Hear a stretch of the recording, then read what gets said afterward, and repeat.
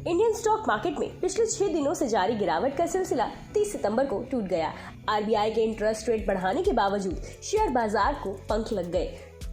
सुबह 10 बजे repo rate बढ़ने के ऐलान के बाद मार्केट में तेज रिकवरी आई और ये करीब पूरे दिन जारी रही। कारोबार के अंत में सेंसेक्स 1016.96 अंक यानी 1.80% की तेजी के साथ 57,426.92 पर बंद हुआ। वहीं निफ्टी 50 भी 276.25 अंक यानी 1.64% की तेजी के साथ 17,094.35 के लेवल पर बंद हुआ। एनालिस्ट का कहना है कि शेयर बाजारों को पहले से इंटरेस्ट रेट में 0.50% वृद्धि की उम्मीद थी, इसलिए आरबीआई का ये कदम बाजार के लिए अप्रत्याशित नहीं था।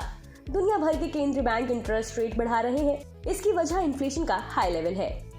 चलिए अब आपको बताते हैं उन कारणों के बारे में जिनकी वजह से मार्केट को सपोर्ट मिला। नंबर 1, इंटरेस्ट रेट वृद्धि का सिलसिला खत्म होने की उम्मीद। आरबीआई ने अपनी मॉनेटरी पॉलिसी में इंटरेस्ट रेट का सिलसिला जारी रखने के बारे में कुछ नहीं कहा है।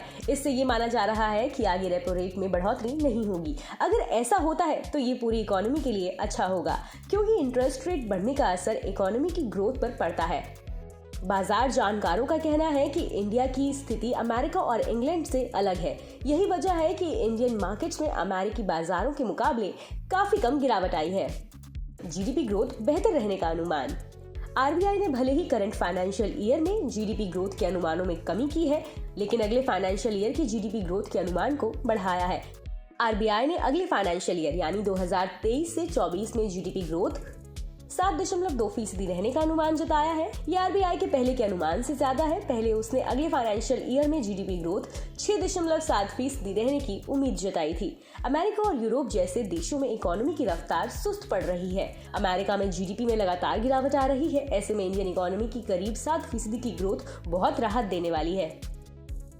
महंगाई से राहत मिलने की उम्मीद। आरबीआई ने कहा है कि अगले फाइनेंशियल ईयर की पहली तिमाही में रिटेल इन्फ्लेशन 6% पर आ जाएगा। ये केंद्र बैंक के इन्फ्लेशन रेट के टारगेट का ऊपरी स्तर है। इससे भी बाजार ने राहत की सांस ली है।